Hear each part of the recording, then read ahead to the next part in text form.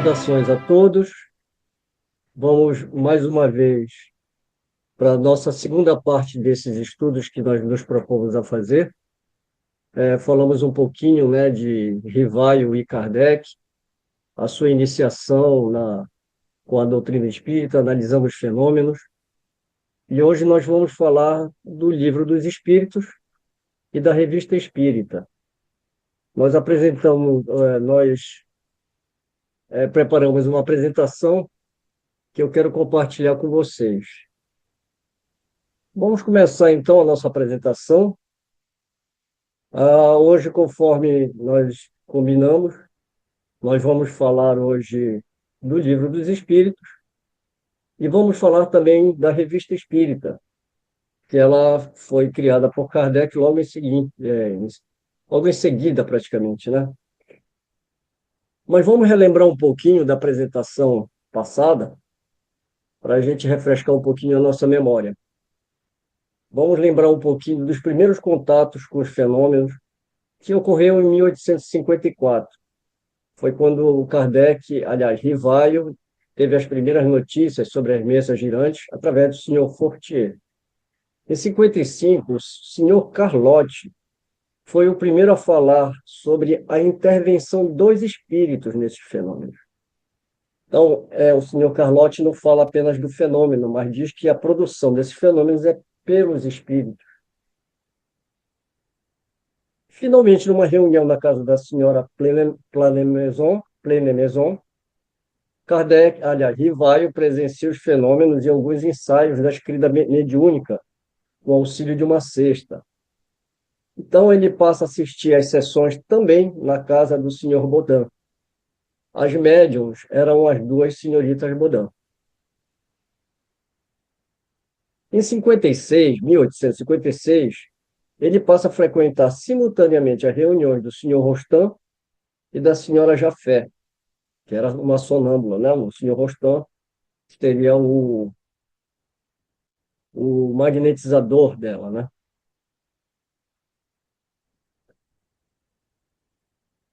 Estava concluído, em grande parte, o meu trabalho, isso o Rivaio falando, né? E tinha as proporções de um livro. Eu, porém, fazia questão de submetê-lo ao exame de outros espíritos, com o auxílio de diferentes médiuns. Lembrei-me de fazer dele objeto de estudos nas reuniões do senhor Rostand. Ao cabo de algumas sessões, disseram os espíritos que preferiam revê-lo na intimidade e marcaram para tal efeito certos dias nos quais eu trabalharia em particular com a senhorita Jafé, a fim de fazê-lo com mais calma e também de evitar as indiscrições e os comentários prematuros do público. Então, lembrando aqui, né, que o Kardec ele vai falar das médiuns e do processo que levou ele a fazer os questionamentos e as análises das respostas, né? Não me contentei, entretanto, com essa verificação. Os espíritos assim o haviam recomendado. Tendo-me as circunstâncias posto em relação com outros médiuns, sempre que se apresentava a ocasião, eu a aproveitava para propor alguma das questões que me pareciam mais espinhosas. 17 de junho de 1856.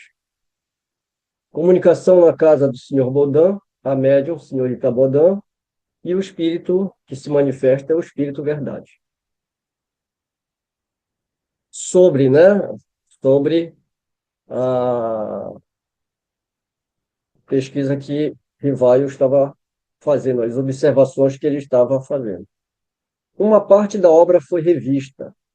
Serias bastante bom para me dizer o que pensais dela. Então, lembra que aqui ele já passou, né? Já foi rever todo aquele material na intimidade, como os espíritos recomendaram. Na intimidade, por quê? Para não fazer isso, né, numa reunião pública, porque a obra ainda não estava concluída, o processo ainda não estava concluído. Ele fez isso, mas ele teve o cuidado de sempre consultar outros médiuns, como a gente já viu. E aqui agora ele está consultando o Espírito Verdade, né, sobre a obra, né, que já foi revista, ou uma parte dela, né? O que foi revisado está bem, mas quando tudo terminar, ser-te-á necessário revê-la ainda, a fim de ampliá-la em certos pontos e de abreviá-la em outros. Pensais que deva ser publicado antes que os acontecimentos preditos se tenham cumprido? Pergunta Kardec. Uma parte, sim, mas tudo, não. Pois eu te asseguro de que teremos capítulos muito espinhosos. Por mais importantes que seja este primeiro trabalho, não é senão uma espécie de introdução. Ele tomará proporções que hoje estás longe de suspeitar, e que tu mesmo compreenderás que certas partes só poderão vir à luz muito mais tarde e gradualmente, à medida que as novas ideias se desenvolverem e criarem raízes. Dar tudo de uma só vez seria uma imprudência. É preciso dar tempo para que a opinião se forme.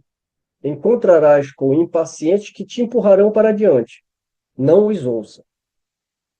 Vê, observa, sonda o terreno, saibas esperar e faz como um general prudente que só ataca quando chega um momento favorável. Então você vê aí todo o cuidado, né, que a espiritualidade e o próprio Kardec estão tendo antes de publicar essas obras. Porque quando a gente fala no Livro dos Espíritos, essa primeira edição, muitas vezes a gente tem a gente talvez ela se engane com essa obra, porque é muito comum a gente escutar, né, que não precisaria a gente se preocupar com essa primeira edição, porque a segunda em diante que é a definitiva e que só tem um interesse histórico, etc. e tal. E essa apresentação que a gente está fazendo é para mostrar que ela não só foi muito importante para o estabelecimento, mas também para ver o impacto que isso causaria. O impacto positivo, tudo bem. O problema é o impacto negativo, porque ia mexer, né, com os ânimos da igreja, dos materialistas e assim por diante, né, dos incrédulos, e a gente vai acompanhar esse processo paulatinamente. Vamos seguir mais um pouco. Essa mensagem aqui que foi dada, eu coloquei aqui essa nota, porque ela segue logo embaixo dessa mensagem, que está em Obras Póstumas. E logo em seguida dessa mensagem tem essa nota. Essa nota ela foi escrita em janeiro de 1867. Então, veja bem, né? Foi lá na frente, Kardec se refere a essa mensagem que ele recebeu, dizendo assim: na época em que essa comunicação foi dada, eu apenas tinha em vista o livro dos Espíritos, e estava longe, como disse o Espírito, de imaginar as proporções que tomaria o conjunto do trabalho. Os acontecimentos preditos só deveriam se cumprir vários anos depois, já que ainda não aconteceram até o momento. As obras que até agora apareceram só foram publicadas sucessivamente e fui levado a fazê-las à medida que as novas ideias se desenvolviam. Das duas que restam a fazer, a mais importante, a que pode ser considerada como o coroamento do edifício e contém, com efeito, os capítulos mais espinhosos, não poderia vir à luz sem prejuízo, antes do período dos desastres. Eu não via, então, senão um único livro, e não compreenderia que ele pudesse cindir, enquanto que o Espírito fazia alusão àqueles que devia se seguir e que teria havido inconvenientes em publicá-lo prematuramente. Então, interessante, né, essa nota, que é o futuro olhando para o passado aqui, né? A gente, cronologicamente, estamos tentando seguir, né, no processo aqui de olhar o passado como o presente, e a gente vê essa nota, né, de Kardec já em 67, ele próprio falando que ele não tinha realmente ideia do que viria pela frente. Talvez, naquele momento, ele achasse até que seria apenas aquele livro e mal ele sabia, né? Então, os espíritos tiveram também essa paciência, e o próprio Kardec foi analisando aos poucos. E aí vem a outra parte da nota. Saibas esperar, disse o espírito. Não ouças os impacientes que te empurrarão para diante. Não faltaram os impacientes, e se os tivesse ouvido, teria conduzido o navio em cheio para os arrecifes. Coisa estranha. Enquanto alguns me incitavam a ir mais rápido, outros acusavam-me de não ir tão devagar quanto devia. E constantemente tomei por bússola a marcha das ideias. Então, outra coisa que a gente vê aqui, né, o Kardec, ele controlando o impulso e não se deixando levar pelas opiniões. Ele sabia que o assunto era grave e ele precisaria tomar decisões que não poderiam ser levadas pelos impulsos, né, e nem pelos conselhos, né, alhures. De quanta confiança no futuro não deveria estar animado à medida que via efetuarem-se as coisas preditas, e que reconhecia a profundeza e a sabedoria das instruções dos meus protetores invisíveis. E aqui termina essa nota. Vamos andar um pouquinho, vamos lá para 11 de setembro de 1856. Nós temos uma comunicação em casa do senhor Baudin, a médium é a senhorita Baudin, e quem se manifesta não é um nem dois, né? São vários espíritos. E a mensagem é a seguinte: após ter feito a leitura de alguns capítulos de O Livro dos Espíritos concernente às leis morais, o médium escreveu espontaneamente: compreendeste bem o objetivo do teu trabalho. O plano está bem concebido. Estamos contentes contigo. Continua, mas, sobretudo, quando a obra estiver terminada, lembra-te de que te recomendamos fazê-la imprimir e propagá-la. É de utilidade geral. Estamos satisfeitos e não te deixaremos nunca. Crê em Deus e caminha. Eu achei bem interessante, né?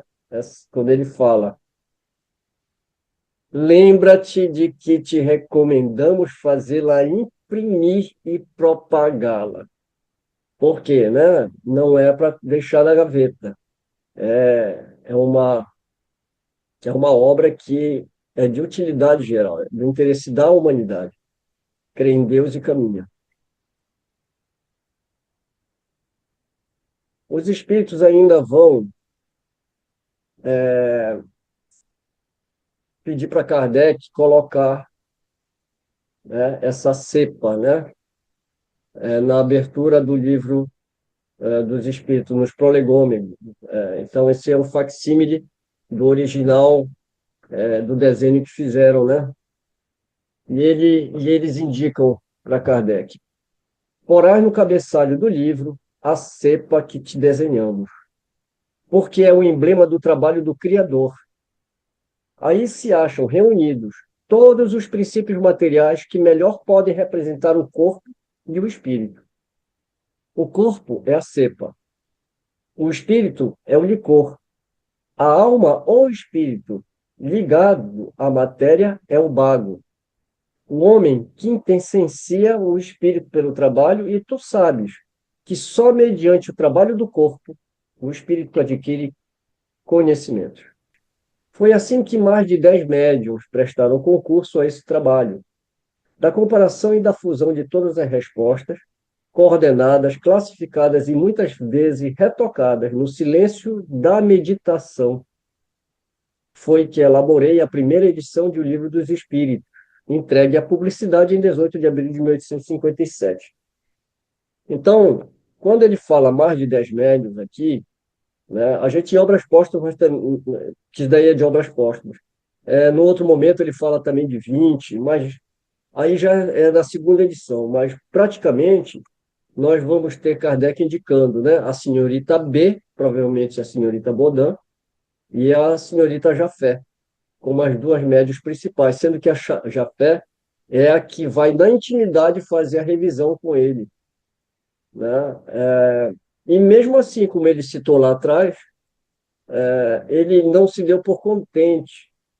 Como ele sempre tinha a oportunidade de consultar outros médios, ele foi atrás desses médios, né? Ou seja, ele tinha a oportunidade de encontrar, não que ele tenha ido, né? Com esses médios, e aí ele refez as perguntas, tirou conclusões, enfim. Então, ele teve muito cuidado, né? Para poder verificar o que a gente chama ali já do processo do controle universal controle universal dos ensinamentos dos espíritos. Então, ele não se prendeu a só aquelas duas médias e foi procurar revisar, digamos assim, né?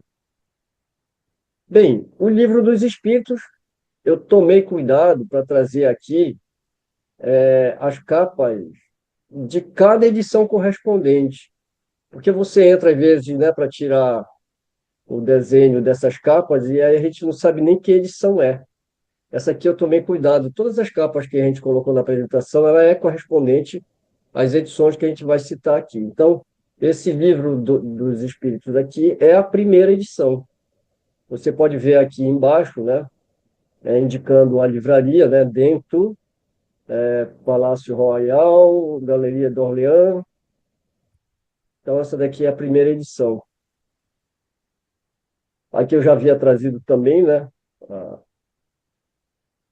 essa essa reprodução aqui, né, do Palácio Royal de Paris. Para o financiamento dos custos de produção, Kardec contou com a solidariedade do Sr. Tiedemann, Johannes Nicolas Tiedemann, que também usou o pseudônimo Martese, um rico holandês devotado ao magnetismo e ao espiritualismo. Sua primeira edição foi editada e impressa pela editora Dento, sob os cuidados de Eduardo Dento, e oficialmente oferecida ao público em 18 de abril de 1857, na livraria Ledoyen, na Galeria de Orleans, dentro do Palácio Royal em Paris. Vamos ver aqui o conteúdo do Livro dos Espíritos, a primeira edição. Então, nós vemos aqui a introdução, prolegômenos. Nós temos 3 livros, né? Livro primeiro, livro segundo e livro terceiro. O livro primeiro, ele vai tratar da doutrina espírita, como ele chama, doutrina espírita. Então, vamos ter Deus, criação, mundo corporal, mundo espírita dos espíritos, encarnação dos espíritos, retorno da vida corporal à vida espírita, múltiplas encarnações dos espíritos, emancipação da alma durante a vida corporal, intervenção dos espíritos no mundo corporal, manifestação dos espíritos. Bem, eu acredito que, como vocês também já estão acostumados ao índice do atual Livro dos Espíritos, a gente lê esse primeiro capítulo aqui e fala, nossa, está tudo misturado, né? Né? E a gente aprendeu a ver esses temas organizados de outra forma. O livro segundo são as leis morais. E aí as leis morais elas não mudaram, né? Leis divinas, ou naturais, etc., né? Trabalho, reprodução, conservação e assim por diante. O livro terceiro, que trata das esperanças e consolações, nós temos 4 capítulos. Perfeição moral do homem, 4 temas, né? Condições de ventura e desventura na terra, penas e recompensas na vida futura e o epílogo. Então, como a gente vê, é um livro bem acanhado perto da segunda edição. Essa primeira edição tem 501 perguntas, uma diferença, né, muito grande, é o dobro já na segunda edição. Nós temos que lembrar, mais uma vez, que a gente vai ver a partir daqui das próximas lâminas como foi importante o primeiro livro E como foi importante não vir tudo de uma vez. Quando a gente vê o diálogo do Kardec com o Espírito Verdade e todos os outros espíritos, é como se ele estivesse trazendo aos poucos os assuntos para serem debatidos, porque eles sabiam que iam criar polêmicas. Então, eles estavam preparando o terreno para ver as reações, para trabalhar isso com cuidado. E foi o que foi feito, né? Bem, a seguir, a gente vai ver agora a Revista Espírita. Em 15 de novembro de 1857, na casa do senhor Dufour, uma comunicação, né? E a médium era a senhorita Hermance Dufour. Eu lembro que na apresentação passada sentiram falta, né, da médium Hermance Dufour. Mas só para lembrar que a gente não vai comentar das médiums agora, nem dos médiums, né, que participaram de todo esse processo, não só do início é, das análises desses fenômenos e a produção dessas primeiras obras, como a gente também vai ver ao longo, né, da codificação. Então, nós vamos fazer uma outra apresentação só para falar de alguns médiums em especial. Mas a Hermance Dufour contribuiu bastante, né, para a codificação do Espiritismo com Kardec. Ela, inclusive, era médium da Sociedade Parisiense de Estudos Espíritos. Ela foi sócia fundadora juntamente com seu pai, né, e, de forma especial, ela colaborou com essa edição revisada do Livro dos Espíritos, essa segunda edição, lembrando também que ela geralmente dava, o São Luís dava comunicação através dela. Escreveu vários outros livros, né? A Vida do Rei Luís, né? Agora eu não lembro o título, Joana d'Arc por ela mesmo, também são livros de produção da Hermance Dufour, além de ter participado com Kardec nos trabalhos da codificação. Bem, vamos ver essa comunicação. Ele está falando aqui, Kardec, ele está se referindo a essa revista que ele quer publicar. Então ele fala: tenho a intenção de publicar um jornal espírita. Pensais que chegue a fazê-lo e me aconselhais a fazê-lo? A pessoa a quem me dirigi, o Sr. Tiedemann, não parece disposto a me prestar seu concurso pecuniário. Sim, tu o conseguirás com perseverança. A ideia é boa. É preciso fazê-la amadurecer mais. Temo que outros me ultrapassem. É preciso andar depressa. Não peço outra coisa, mas falta-me o tempo. Tenho 2 empregos que me são necessários, como sabeis. Desejaria poder renunciar a eles, a fim de me consagrar inteiramente à tarefa sem outras preocupações. No momento não é preciso nada abandonar. Encontra-se sempre tempo para tudo. Move-te e conseguirás. Devo agir sem o concurso do Sr. Telemann? A ideia é boa, mas um primeiro número não será suficiente. Entretanto, é útil e até necessário para abrir o caminho para o restante. Será preciso dispensar-lhe muito cuidado, de maneira a lançar as bases de um êxito durável. Se ele for defeituoso, será melhor nada fazer, pois a primeira impressão pode decidir o seu futuro. No começo, sobretudo, é preciso satisfazer a curiosidade. Deve encerrar ao mesmo tempo o sério e o agradável. O sério que atrairá os homens de ciência e o agradável que divertirá o vulgo. Esta parte é essencial, mas a outra é mais importante, pois sem ela o jornal não teria fundamento sólido. Numa palavra, é preciso evitar a monotonia pela variedade, reunir a instrução sólida ao interesse, e este será um poderoso auxiliar para os trabalhos ulteriores. E aqui vem uma nota. Apressei-me em redigir o primeiro número e fiz circular em 1º de janeiro de 1858, sem haver dito nada a ninguém. Não tinha um único assinante e nenhum fornecedor de fundos. Eu o fiz inteiramente, pois, por minha conta e risco, e não tive do que me arrepender. pois o êxito ultrapassou minha expectativa. A partir de 1º de janeiro, os números se sucederam sem interrupção. E como o espírito havia previsto, este jornal tornou-se para mim um poderoso auxiliar. Reconheci mais tarde que fora feliz por não ter tido um fornecedor de fundos, pois ficava mais livre, enquanto que um estranho interessado teria podido impor-me suas ideias e sua vontade, e entravar minha marcha.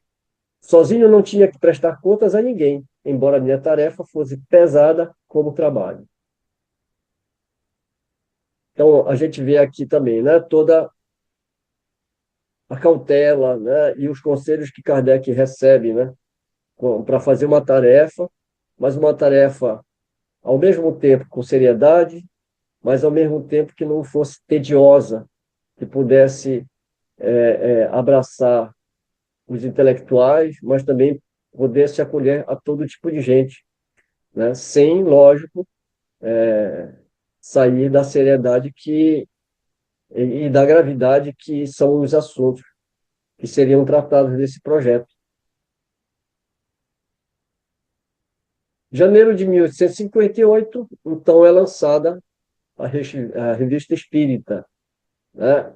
Então, aqui também é um facsímile, né, do primeiro ano, né, da Revista Espírita. Uma vez, curiosamente, uma vez me perguntaram, poxa, mas cadê a capa desse livro que, tipo, a gente só está mostrando a folha já, né, interna, né, da Revista Espírita. Bem, a gente tem que lembrar que a maioria desses livros, quando eles eram editados, eles eram aquelas capas de couro, né, ou que imitavam o couro, aquele papel mais grosso, né? Não é que nem os livros hoje que são tudo colorido, com foto na capa. Aqueles, aqueles, aqueles livros mais antigos só tinha escrito na lateral do livro, né? O nome. E, e a apresentação do livro já era, né, na conta, já abrindo o livro já. Então, isso daqui é a Revista Espírita. Lembrando que esse jornal da Revista Espírita eram fascículos mensais, né? E com o passar dos anos, agora já na nossa época, a gente tem. Eu trouxe essas 3 edições aqui, que são as mais conhecidas. Tem outras versões digitais também. Então, a gente tem aí a coleção da Revista Espírita, né? Da LAC, da Edicel, da FEB. Nós vamos explorar, durante os estudos, e aprofundar um pouco mais, lógico, mesmo a gente fazendo a apresentação do próprio Livro dos Espíritos e de outras obras que a gente vai apresentar, a gente vai poder aprofundar mais, não na apresentação, porque senão a apresentação fica muito longa, né? Mas durante os nossos estudos dessas obras, a gente vai aprofundando, né? Então, a gente vai comentar também sobre, logo após a morte de Kardec, ele deixa preparado mais 2 edições. E tem algumas editoras que acabaram continuando o último ano da Revista Espírita, né, como se fosse Kardec que tivesse escrito, né? Mas a gente tem que lembrar que da Lavra de Kardec só os 2 meses depois da morte dele, né? Então, para a gente ter cuidado. Por exemplo, a Edicel, ela para nessa edição de Kardec, ela não continua. Já a da FEB, de outras. A da FEB eu sei que continua, né? Então, até o final do ano, eles continuam com todas as edições. E, às vezes, a pessoa lê aqueles artigos achando que foi Kardec que escreveu. Já não era mais Kardec, eram as pessoas que tinham assumido internamente o controle da Revista Espírita. Em 31 de julho de 1858, Kardec lança outro livro, Instruções Práticas sobre as Manifestações Espíritas. Esse livro aqui, ele era praticamente para falar sobre essas manifestações espíritas, trazendo conceitos sobre o espiritismo, falando. Ou seja, esse livro futuramente ele se tornou e foi substituído pelo livro dos médiuns. Tem muita gente que às vezes eu já vi até gente fazendo estudo desse livro. Esse livro, sim, eu acredito até mesmo que ele não tenha assim. Esse sim, eu acredito que teria mais um valor histórico do que objeto de estudo, porque ele foi substituído realmente, né? Os assuntos que nele foram tratados está no livro dos Espíritos e foi absorvido completamente e muito mais desenvolvido os assuntos no livro dos Médiuns. Mas fica aqui registrado que em 31 de julho de 1858, né, ele lança isso aqui. Então, para a gente só entender, né, o Kardec ele não lançou o livro dos Espíritos e ficou ali, né, sem fazer nada até 1860, porque teve um hiato aí, né, teve um espaço aí grande. E se a gente lembrar do que os Espíritos estavam falando do Kardec, né, publica porque a gente vai com calma, trazendo os assuntos aí, porque vamos ver como vai ser as reações. Então, durante esse tempo, o Kardec está escrevendo a Revista Espírita, está recebendo correspondência.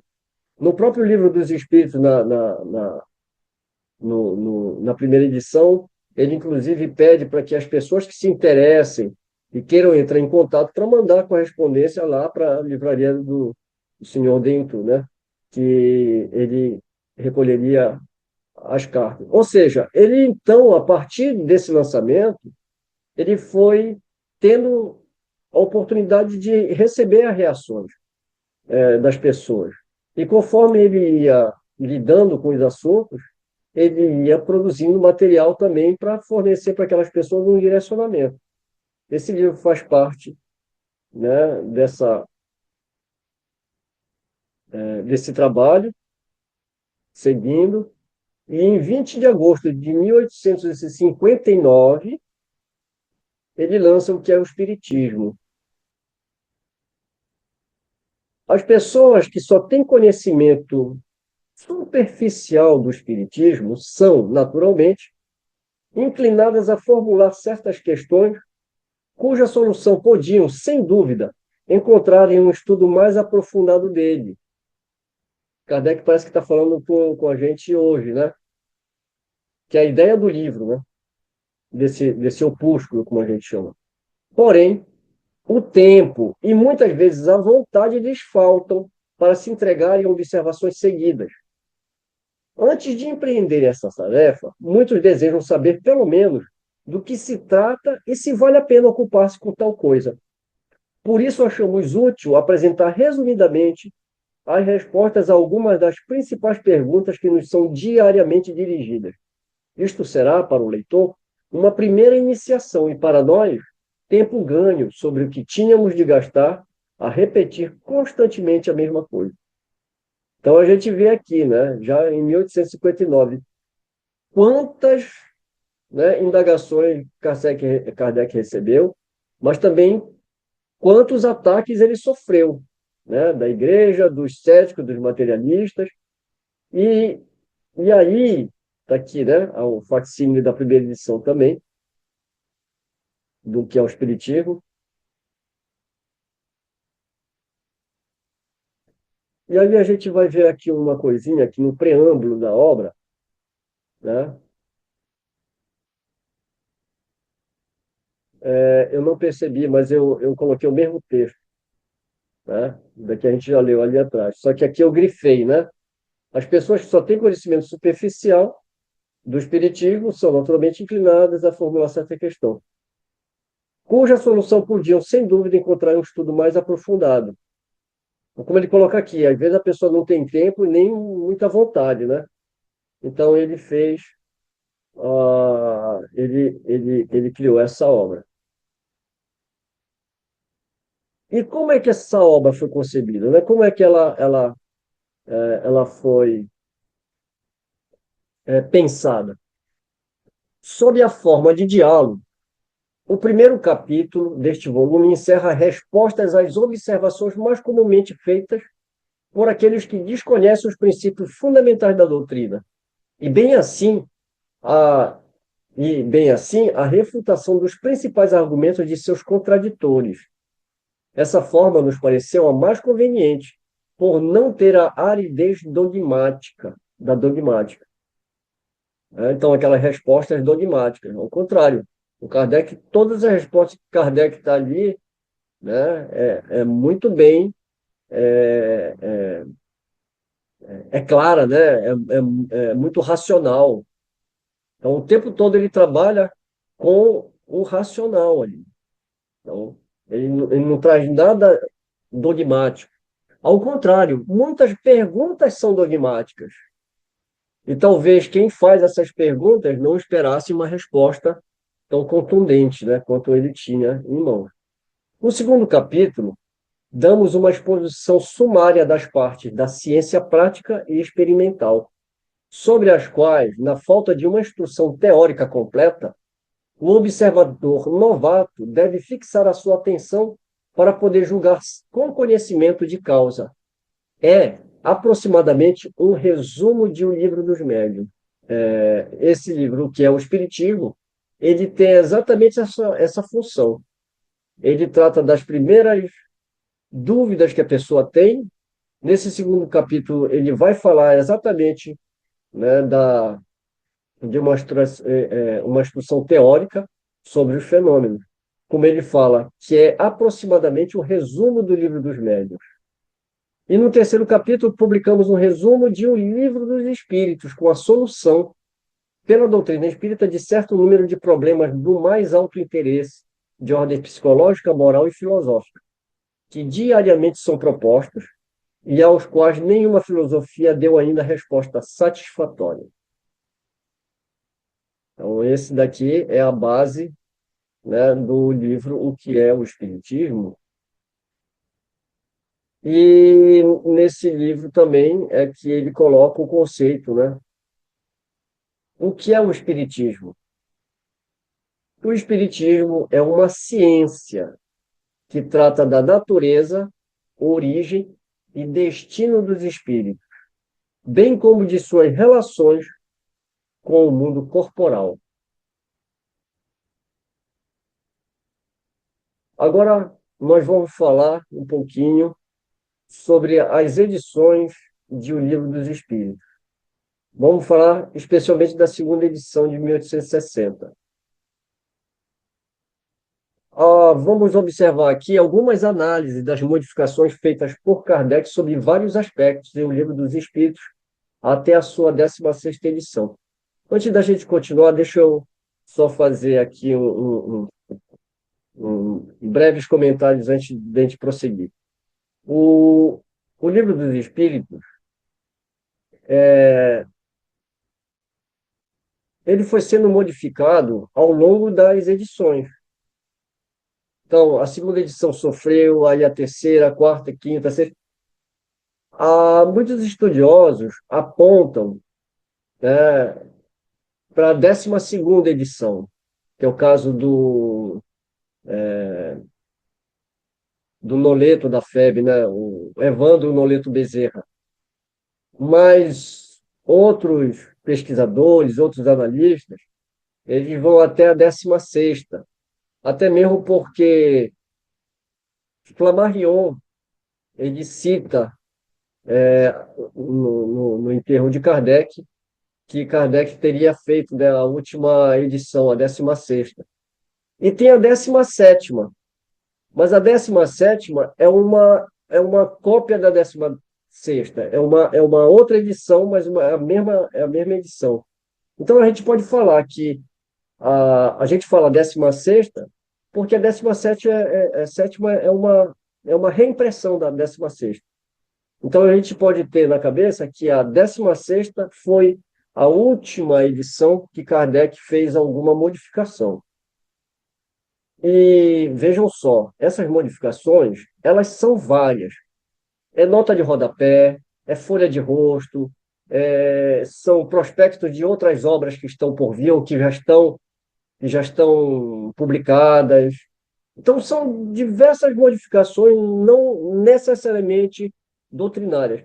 Mas a gente vai ver, quando a gente faz uma análise mais profunda, a gente vai ver a capacidade que Kardec tinha, até como quando rival, né? Como pedagogo. Então, por exemplo, tem muitas coisas que ele vai modificar nas perguntas e respostas no sentido de, de, de fazer uma síntese. Ele faz uma pergunta, ele recebe uma resposta, só que aí ele faz uma nova pergunta e obtém uma outra resposta do mesmo assunto. O que que ele faz? Nessas outras edições, ele faz apenas uma pergunta, fazendo uma síntese dessas quatro, né, duas perguntas e duas respostas, e ele coloca só uma pergunta e só uma resposta.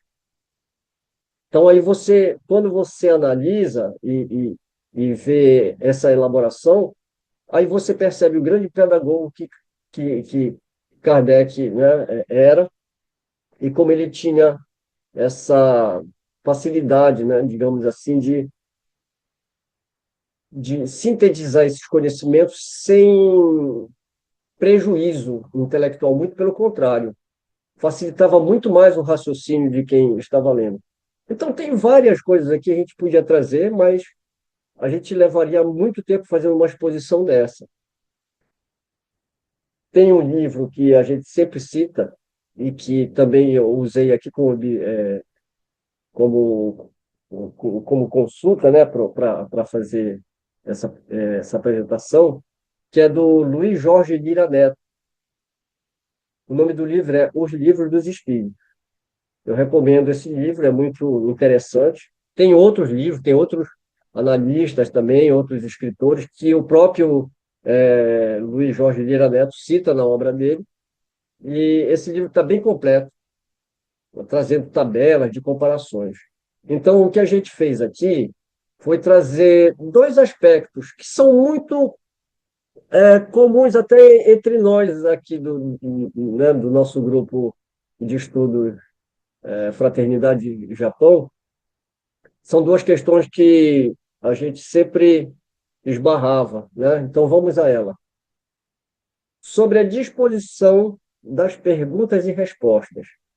A gente vai lembrar que na primeira edição, o Kardec organizava em colunas as perguntas e respostas, né? Então, tem uma nota nessa primeira edição que ele fala: uma modificação foi feita na disposição da matéria a partir de aqui. Por quê? Porque quando ele começa um capítulo, primeiro que ele vai usar essas colunas, né? Os prolegômenos, a introdução toda é normal, né? Então, aqui, a partir daqui, ele vai fazer uma modificação. Doravante, as duas colunas farão sequências uma à outra e não apresentarão duas partes distintas.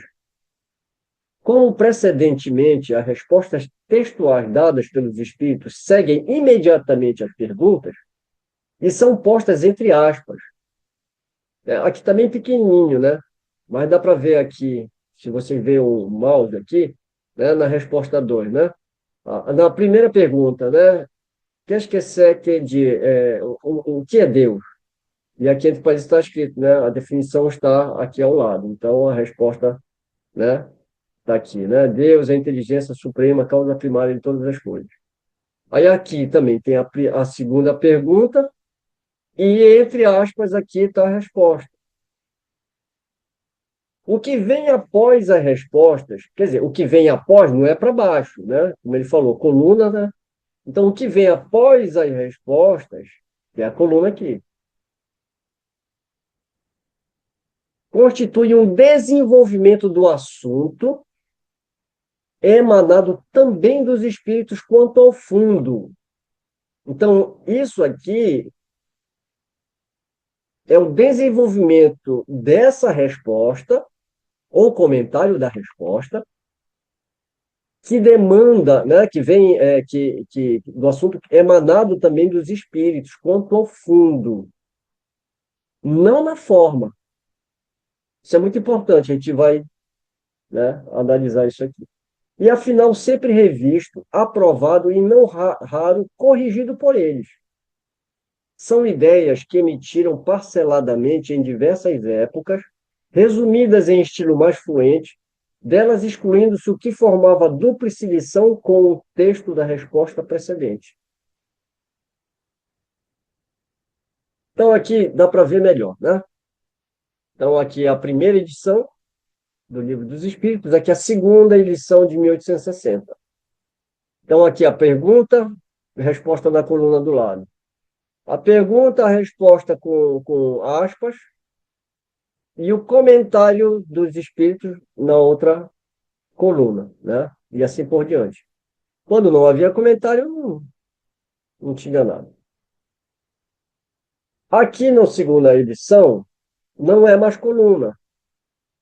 Então, como é que foi feito aqui? O texto colocado entre aspas, após as perguntas, é a própria resposta dada pelos espíritos. As observações e os desenvolvimentos acrescentados pelo autor foram distinguidos por outro caractere.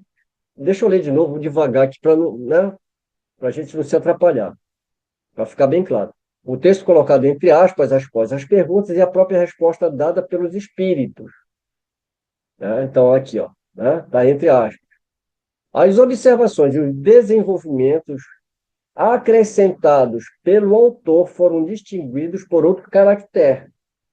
Ou é uma letra, né, menor, enfim, diferente. Quando seria possível confundi-los com o texto da resposta? Quando formam capítulos inteiros, como a confusão não é possível, o caractere comum foi mantido. Né? Então, eu acredito que ficou claro, né? Quando havia um comentário mais curto, ele mudava a forma da letra, né? Indicando que era um comentário da resposta. Agora, nós lembramos que nós temos comentários que são bem longos. Esses, como ele falou que não, a confusão não é possível, ele não fez nenhuma mudança na letra. Bem, mas aí a questão que sempre ficou entre a gente é comentário de Kardec ou não é comentário de Kardec? Vamos analisar isso aqui. É plausível considerar Kardec como coautor desses textos, apesar de os princípios não serem criações suas? É uma pergunta, né? Será que é plausível considerar Kardec como coautor, apesar desses princípios não serem suas criações? A seguir, a opinião de alguns escritores. A concepção e a condução de todo o programa de pesquisa espírita, em seus múltiplos desdobramentos, bem como a lucidez e precisão superiores de seus próprios textos, indicam de forma inconteste que Kardec não foi mero auxiliar dos espíritos. Né? Esse daqui é o Silvio Seno Chibem, que também é um analista, um escritor. Então, o que ele está trazendo aqui? Né? A gente vai ver que o Kardec, o tempo todo, ele fala que os ensinamentos são dos espíritos. Mas, como a gente viu ali, né? Quanto ao fundo, mas a forma é Kardec que vai organizar aquele pensamento, e quando ele organiza, ele leva novamente para os espíritos analisarem e ver se passa pelo critério. Ou seja, né, a gente tem a ideia que parece que Kardec só fez pegar os ditados e colocar no papel. Ou, quando muito, como ele era um bom pedagogo, ele só organizou em assuntos e fez uma coisa mais agradável de ler. E não é, né? Não é só isso. Ele também fazia as suas análises, ele também participava do processo, muito embora ele sempre passasse pela consulta dos espíritos superiores com relação a todo e qualquer tipo de assunto. É, no entanto, a despeito de si mesmo, mais do que simples colaborador para alcançar o estágio de um coautor quanto ao plano expositivo e às obras subsequentes. Hermínio Miranda, né? Bem, por tudo isso, entende-se que a participação de Kardec na elaboração da codificação espírita foi abrangente, o que contradita a opinião de considerar somente a resposta como ensino dos espíritos superiores, reduzindo as perguntas e os comentários de Kardec a complemento desses ensinamentos. Bem, como eu estava falando, né? Então, no meu ponto de vista, não é comentário de Kardec e nem é comentário de espírito superior. São comentários de ambos, né? Porque os espíritos trazem a forma e o Kardec, com a sua razão, com a sua análise, com o seu critério, ele dá, né, a, aquelas questões um aprofundamento. Então, quando a gente fala não é comentário de Kardec, é para lembrar que tudo foi passado pelo crivo dos espíritos superiores e que aqueles comentários são um complemento às perguntas já respondidas por eles. Só que nessas questões ele vai aprofundar. Eu estou falando isso porque também eu vi um outro pesquisador, no qual ele cita no livro dele que não, e aquilo ali não é comentário de Kardec, né? E que eu não vou falar que está certo nem que está errado, é uma opinião, né? Mas eu quis trazer, né, esse ponto de vista que nos faz tirar aquela visão que parece que Kardec só estava, né, escrevendo um ditado ali. Eu trouxe também sobre Mário, esse. me perdoa, Mário. E tu disseste que os espíritos trouxeram a forma. E O fundo, né? eu acho que os espíritos trouxeram o fundo e Kardec, né, complementou com a forma. É o que eu Conforme. entendi. Isso, isso. Eu estava tomando cuidado justamente para não trocar as palavras, né? E lá no começo eu falei certinho, talvez eu tenha trocado agora. Quem traz, né, o fundo são os espíritos e a forma Kardec. Bem, outra questão que a gente trouxe aqui para a gente analisar é com relação aos ensaios teóricos. E, aliás, até nos nossos estudos já foi feita essa pergunta também, né? Quem que escreveu aqueles ensaios teóricos que tem no Livro dos Espíritos? Né? Então, uma outra coisa interessante, né? Então, Kardec inovou quando introduziu ensaios teóricos e extensos comentários sobre assuntos relevantes conforme segue. Isso daqui também é uma modificação, né? Então, no capítulo não, no livro dos Espíritos, segunda edição, a gente vai ter, né, nos capítulos aqui. No capítulo terceiro, pergunta de número 59, nós temos considerações e concordâncias bíblicas referentes à criação,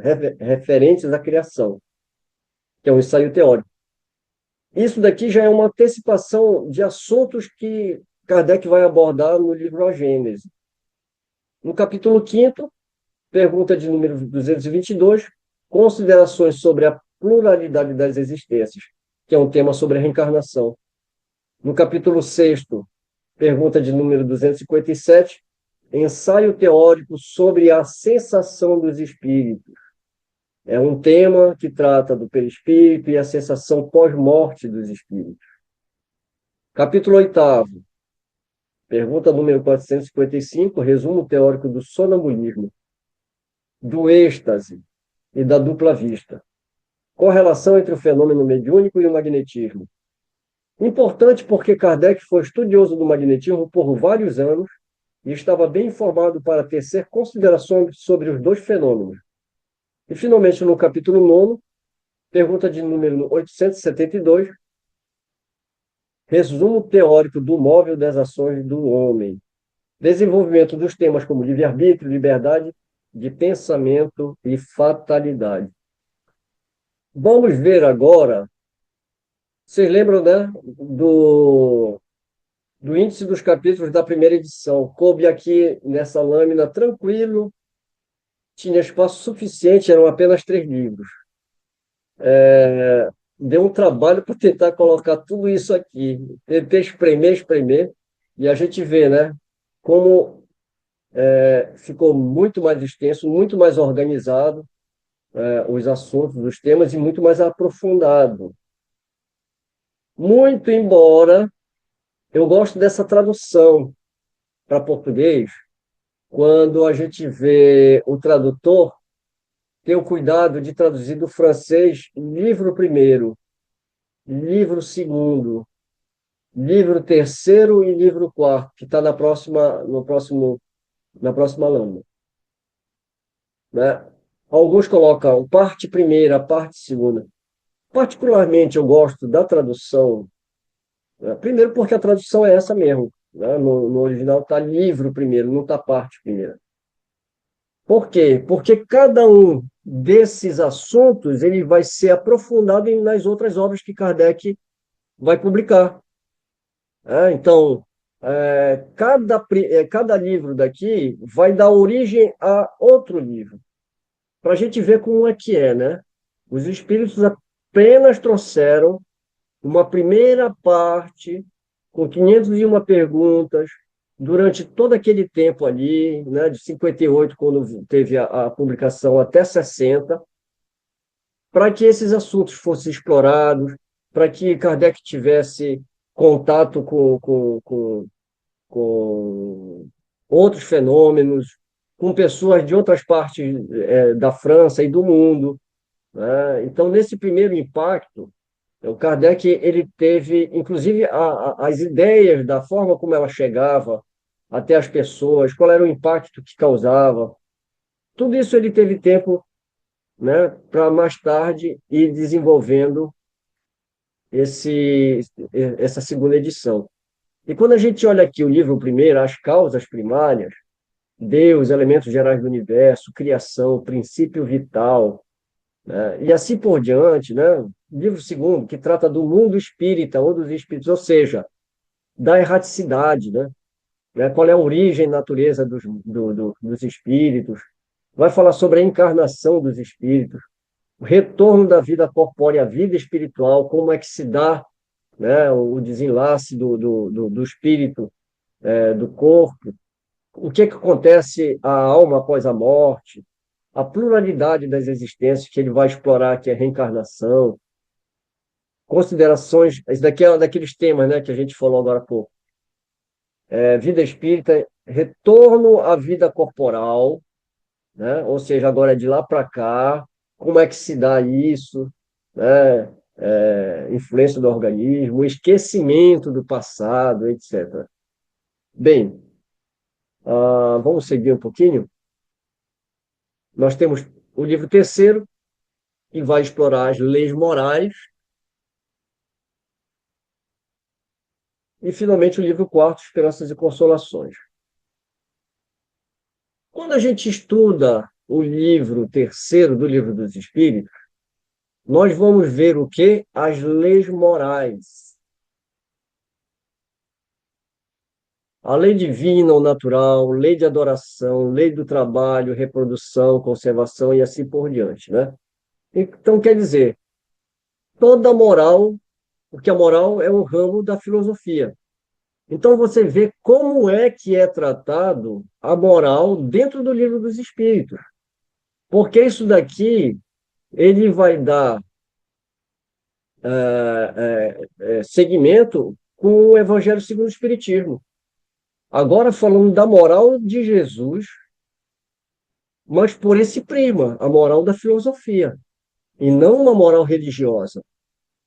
Como muitas vezes a gente vê o Evangelho segundo o Espiritismo sendo interpretado de uma maneira dogmática. E aí a gente percebe que, já que no início da codificação a moral é tratada como ramo da filosofia, para mais tarde dar origem ao Evangelho segundo o Espiritismo, que começa chamado de imitação do Evangelho, né, que nós vamos abordar também a apresentação e falar um pouquinho dele.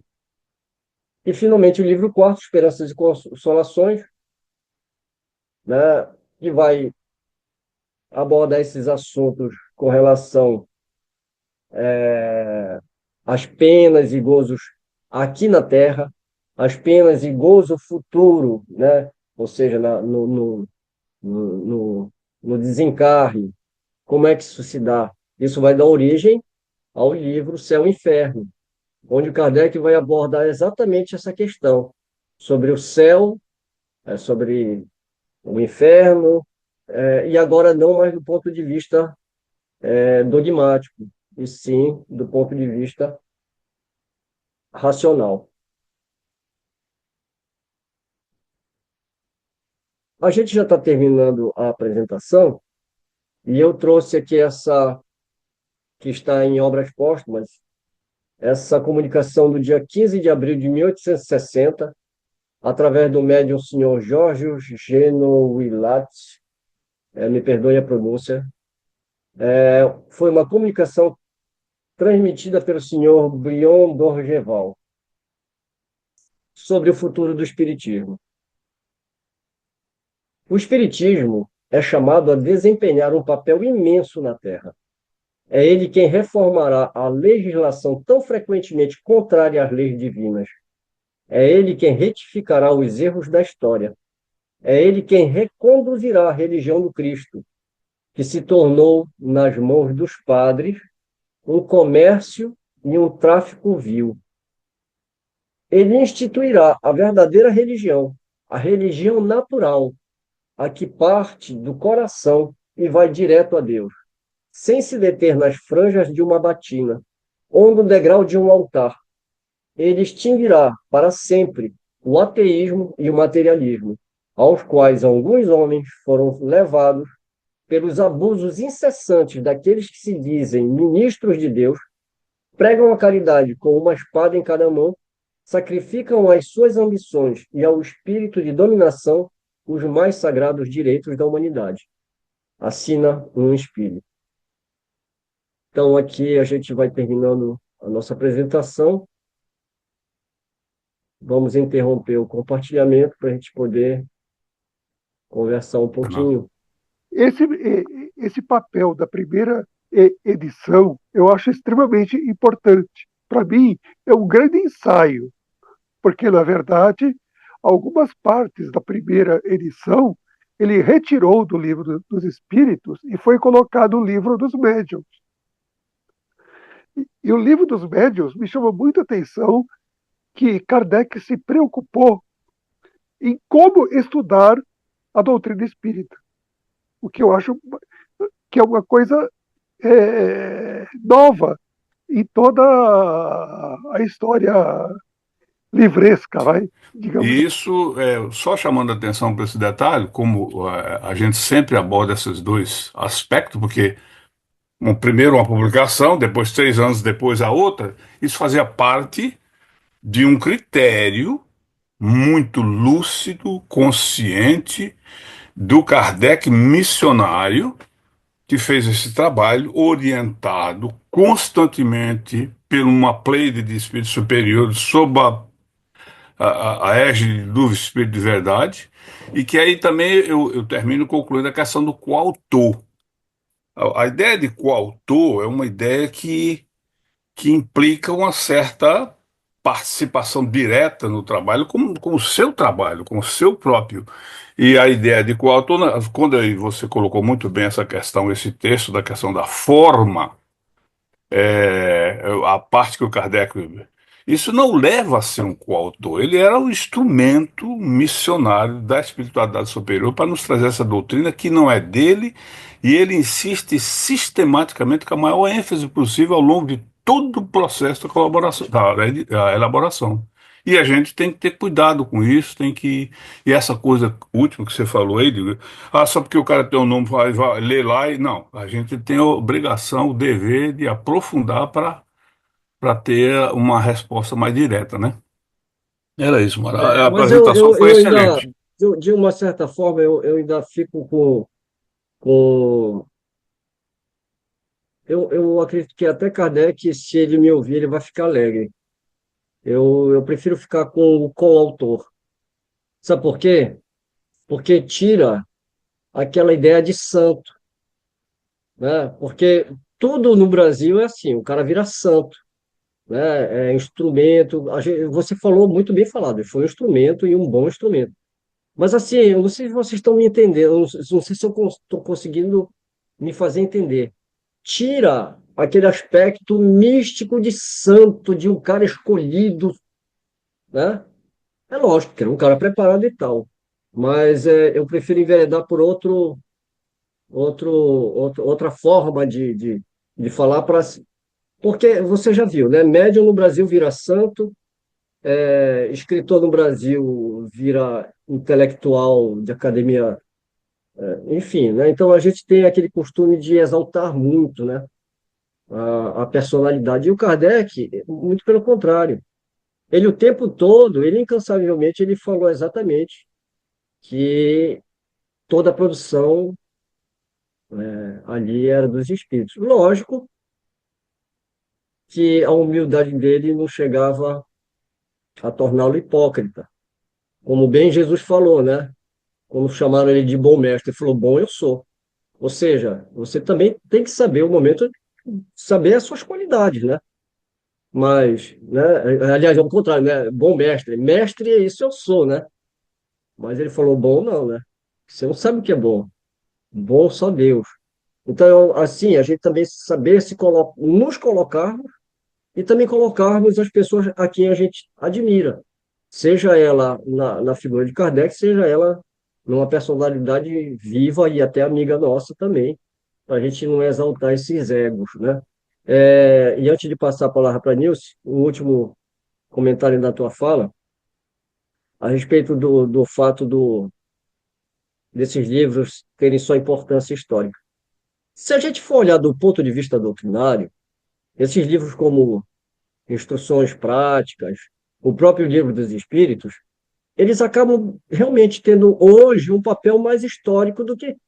Eu não vejo necessidade de você comprar o Livro dos Espíritos para estudar o primeiro, né? Mas o que eu sinto falta é de você dar a importância que esses livros tiveram. Porque, como eu costumo falar, é diferente hoje você conhecer o Espiritismo com todos os livros já publicados, sem saber a história e a consequência de uma obra na outra, como a gente está tentando fazer aqui, né?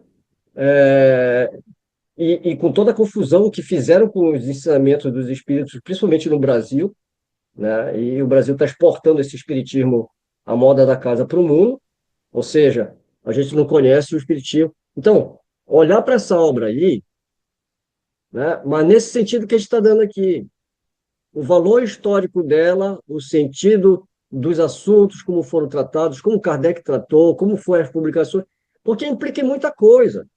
Kardec não tinha dinheiro, ele precisou de auxílio. Eu trabalhava em 2 empregos, e olha que o Espírito da Verdade falou para ele, né? Porque ele pergunta, ficou preocupado, né, com a situação dele, né? Se ele ia ter alguma necessidade, e o Espírito da Verdade responde, né? Não cuidar de ti seria não te amar. Mas veja bem, não cuidar de ti não significa você fazer palestras por aí, andando de carruagem com cavalos de sangue puro, se hospedando nos melhores hotéis. Não significa isso. Você vê a vida que. Então você vê não só a construção intelectual e moral da obra, mas você vê também o sacrifício do homem e o esforço dele, ah, unido tudo a essa preocupação da seriedade com que ele tratou o espiritismo.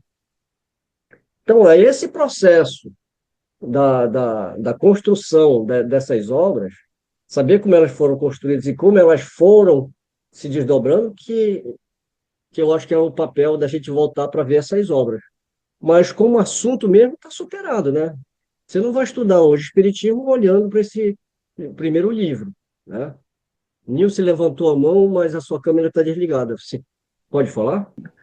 Eu só estava querendo lembrar, né, Mário, e demais, que quando Kardec começa o primeiro capítulo da Gênese, ele trata do caráter da revelação espírita. Então, esse primeiro capítulo é muito importante para que a gente possa entender o caráter da revelação espírita. Como eu também concordo contigo, porque a gente percebe quando ele fala nesse primeiro capítulo de que é uma revelação divina, mas também humana. Um ano. Então, nós temos que lembrar disso. Ele não é um instrumento, nunca foi, né? Porque houve vários colaboradores humanos, né? E divinos, no sentido espirituais, em várias categorias e hierarquias espirituais, né? Então, seria muito importante depois a gente lembrar, quando tu fores explanar sobre a Gênese, né, Mário, de levar a esse entendimento, porque acho que fecha a nossa compreensão do papel de Kardec na doutrina espírita. É a minha E de tabela, né? E Sim, de tabela, o nosso comportamento. Porque eu fiz questão também de isso, frisar que você vê o que é moral, o que é ética, são ramos da filosofia. O que é filosofia? isso, É a busca, né, tá do verdade. conhecimento, né? É amor ao Isso, conhecimento, é a busca da verdade. Que verdade? Porque toda verdade, quando a gente a encontra, ela é relativa ao nosso mundo. Como dizia Sócrates, hum, né? A minha ignorância é muito maior do que o meu conhecimento. Então, a filosofia ela não aham, lida com a verdade, ela lida, né, com a busca dessa verdade. Então, quando você vê toda a construção moral e ética, né, eu falo ética porque a ética está mais ligada a nós, às leis que nós, como humanidade, cada sociedade tem. Então, o que é ético num lugar não é ético no outro lugar. Agora, a moral não, né? A moral, ela é moral em qualquer lugar. Mas são dois isso, ramos da filosofia para estudar esses dois aspectos. O aspecto isso, religioso, mas a religião natural, como a gente tratou agora, isso, não a isso, rede. Porque o pessoal fala tríplice aspecto. O Kardec nunca trabalhou com tríplice aspecto. E só dois.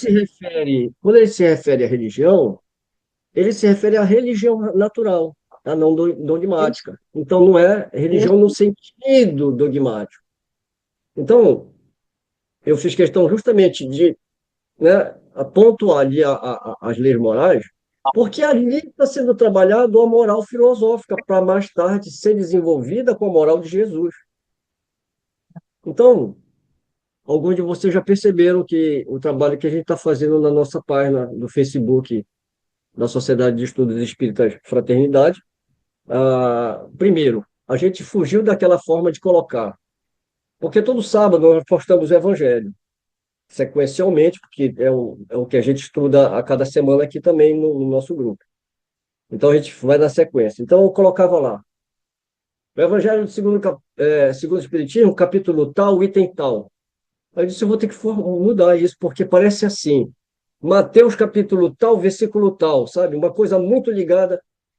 Olha, eu não sei se eu estou sendo exagerado, sabe? Mas eu fugi dessas formas, sabe? Então você pode ir lá na página, tá? O título do tema que vai ser tratado, né? O tema, né? Muitas vezes é uma passagem do Evangelho, e no finalzinho eu coloco lá, dando crédito, né? De, abre aspas, do Evangelho segundo o Espiritismo, fecha aspas, por Kardec, Allan Kardec. Agora, quando a gente vai abordar, como a gente abordou essas últimas semanas, beneficência, dever, piedade, o que a gente está trazendo? Aí eu coloco lá, o que é beneficência? Eu não coloco já instruções dos espíritos de cara, né? O que é beneficência? Aí a gente vai explicar o que é beneficência do ponto de vista moral, da filosofia. Essa que é trazida por Rousseau, por Kant, essa que é trazida pelo Jesus, né? Pelo Cristo. E aí, porque a gente fala, o que é piedade? A gente tem aquele conceito católico, não é? A gente não tem o conceito moral que está no livro dos Espíritos, no livro terceiro, e que é abordado no Evangelho segundo o Espiritismo filosoficamente, mas que parece uma coisa, né? O cara está lendo uma letra, mas ele não canta a música daquela letra, ele canta outra música. A letra é a mesma, mas ele troca a música. É um samba, ele está cantando uma valsa ali. Para mim, isso é assim, né? Você está lendo, mas você ainda está lendo com outra cantiga na cabeça. Você está trazendo conceitos religiosos. Então, E aí não é só tirar esse religiosismo, não é questão de preconceito, é questão que a gente não está enxergando, a gente tem que tirar o véu para enxergar melhor. Porque a partir do momento que você entende o que é dever, esses conceitos todos, até a tua postura muda com relação a isso. A gente pega o livro do Paul Janet, a gente fez 2 vezes o estudo desse livro e só falta dar nó na cabeça, né? E outra, às vezes a coisa é tão óbvia que ela é complicada. De tão simples que ela é complicada para a gente entender. Por quê? Porque a gente vem com muita coisa, né? E a gente coloca um véu muito grande em cima de uma coisa simples. Então, quando ele vai falar de dever, ele estende esse dever, né, de uma forma que eu diria é finita, né? Mas para a gente parece quilométrica, né? Começa o dever com você mesmo, com o outro, com os empregados, com a família, com o filho, com o pai, e aí ele vai destrinchando tudo. É uma outra forma de ver dever. Caridade, o que é caridade? O que é benevolência? O que é piedade? Né? E aí, voltando para o aspecto humano, né? Trazer aquele aspecto humano, porque o grande problema é que a gente está endeusando muita gente. E são pessoas como eu, como você, que nós temos nossas virtudes, mas não somos perfeitos. Né? Nós temos também nossas vicissitudes. A gente também está trabalhando nossa moral e o nosso intelecto, que nem eu falei, né? A gente não é. Então, aquele negócio, o fulano, a gente segue o fulano, a gente tem que acabar com isso, a gente tem que respeitar o conhecimento que aquela pessoa tem, principalmente se ela está disposta a dividir com a gente, né? E quando ela estiver equivocada, que a gente possa falar que ela está equivocada, porque hoje em dia você nem pode falar para a pessoa que ela está equivocada, que ela fica brava, né? Aí vem uma soberba, né? Você não pode nem ter uma opinião contrária, né? E quando você vai ver o livro que é o Espiritismo, você vê um Kardec ali, não só muito educado, mas com um humor muito fino, né? Uma ironia muito fina ali. Era um homem que sabia tratar com seus detratores de uma maneira elegante. E a gente está perdendo até isso, né, no movimento espírita e entre nós por causa de tanta soberba. E aí eu pergunto, e onde que está a caridade? Onde está todos esses conceitos morais que são trabalhados no Evangelho? Por nós mesmos, né? Nós temos que aprofundar esses conceitos. E o mais importante, né, é colocar em prática, né? Tá, de vocês. Bem, se ninguém mais quer comentar, eu vou já encerrar, então, o Eu estudo de queria falar hoje. uma coisinha. Posso falar? Você estava aguardando para o final, né? Aham. Não, na verdade, quando você falou das 16 edições do Livro dos Espíritos, eu fiquei pensando o seguinte: na revista Espírita, muitas pessoas escrevem para Kardec e tem alguns artigos na revista Espírita perguntando as dúvidas que eles tinham a respeito do próprio Livro dos Espíritos. E a resposta de Kardec, ele acabou, acho que, repensando e incorporando no Livro dos Espíritos. Ou seja, um papel extremamente importante da revista Espírita, da própria formulação da doutrina espírita. O próprio livro, que é o Espiritismo, logo, a primeira vez que eu peguei esse livro, eu falei, nossa, ele discutiu com o padre. Eu não sabia a história, né? Porque é o crítico, o padre e o cético, né? Na Uhum, verdade, o que aqueles diálogos, o que é? É uma resposta ao que ele recebia diariamente. Ele recebia ataque dos padres, né? E os padres faziam aquelas perguntas, aquelas acusações, e não era só mandando carta para a Revista Espírita, não, que já era lá na sede da Sociedade Parisiense, né? Não era só por aí, era pelos veículos, era jornal, era na mídia, eles divulgavam, sentavam ele no Espiritismo e quando não teve o espírito, ó, o padre que falou que que ele estava cheio da grana, né? Que ele ficava lá, porque ele ganhou muito dinheiro em Lyon. Ele falou, mas Lyon, eu nem morei lá, né? Eu só nasci. Foi aí que os pesquisadores, inclusive, vão descobrir que ele, em Bourg-en-Bresse, que realmente ele passou a infância dele. Mas tem um padre que mete o pau nele falando que ele estava ganhando dinheiro e tal, não sei o quê.